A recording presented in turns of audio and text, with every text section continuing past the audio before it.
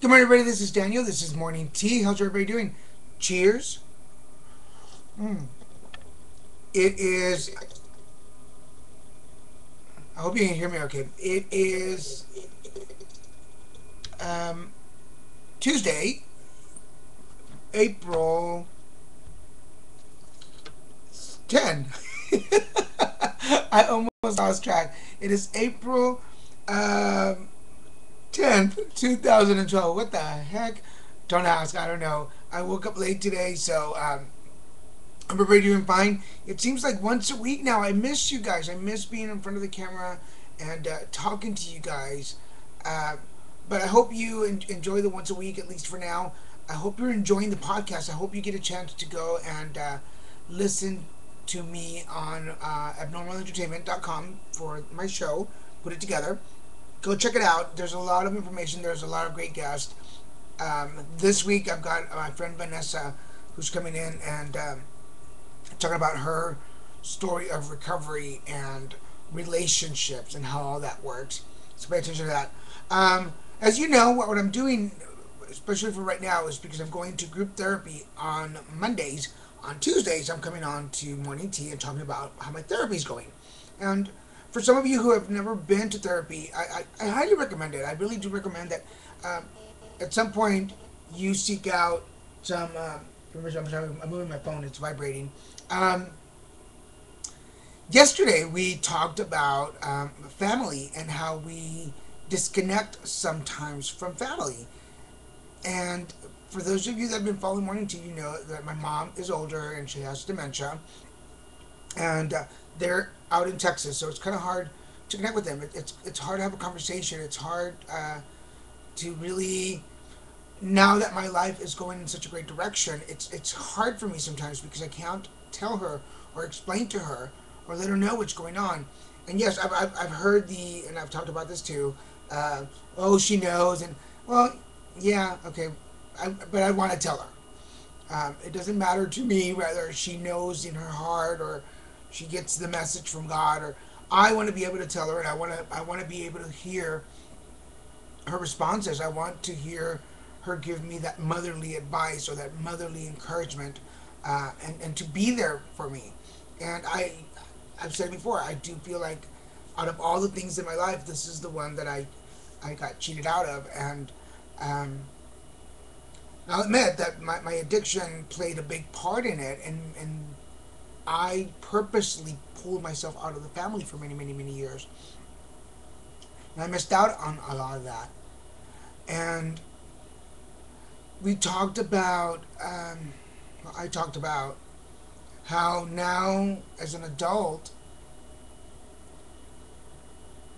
I was thinking it was denial, and my therapist actually corrected me and said that's just a defense mechanism. It's just the way my mind processes things, is that I purposely am withdrawing from her slowly so that when she does pass, it's not so painful.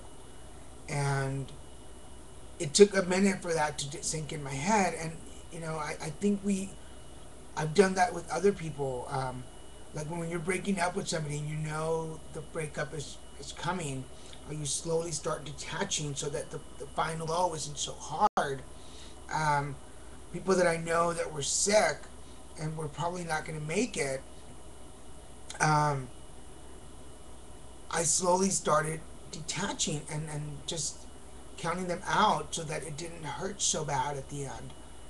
And I think I I was feeling guilty, and I still feel a little guilty for it. But another side of me says, well, she's there and you're here, and there's nothing much you can do other than financial help, which I help my sister somehow. Um, it's all just what it is, and um,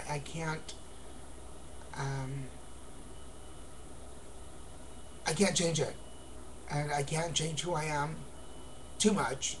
I can a little, but that's how I feel, and I have to just honor it and move forward. There's nothing much that I can do because I don't know. Am I rambling now? But it finally clicked in that that's what I've been doing. It's just detaching from her slowly so that the final moments aren't as hard for me. But I love my mother, and I love my dad, and uh, he's still okay, so we're not overly concerned with him. The attention's more on her.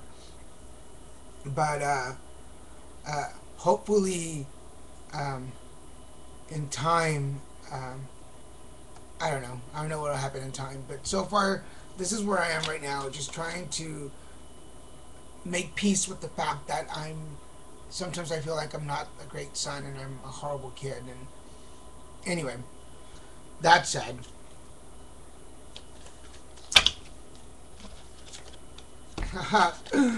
let it go. How appropriate for me. I hope it makes sense to you, but I've got to let go of the fact that I feel guilty. I've got to let go of the guilt and just send good vibrations her way and send her good energy and let her know in my thoughts and in my dreams that I love her and I care for her and do the best that I can for her, even from this far away. I've got to let it go. And if this works for you, whatever it is, that guilt, that resentment, that anger, that fear, let it go, because it's what stops us. We sabotage ourselves and we can't move forward. We put those blocks in front of us. We put those walls in front of us. Nobody does it. We do it ourselves. So if today is the day that you decide that you want to move forward, then it's time to let it go. Just let it go. Um, with that, guys, I'm gonna cut down early today. I know it's just under 7 minutes, but I think the important message has been delivered. Thank you, everybody, for being so patient and for following me every Tuesday. Remember, morning teas every Tuesday. Um, put it together every Wednesday. New shows, and now we're on Error FM, ERRORFM.com, and then you can find that on your computer. And I'm on every Sunday mornings at 8 o'clock on Arrow FM, and this is like international radio, so I'm pretty excited about that. For all of you who are watching and helped me with the initial funding for my film, there's some really good news. Please go to the Facebook page um, for Just Show Up, and there's more information on there. So make sure that you go to the page. It's on Facebook. It's called Just Show Up, and you'll get more information on there. So thank you, everybody. Have a great week, and I will see you next Tuesday. Cheers.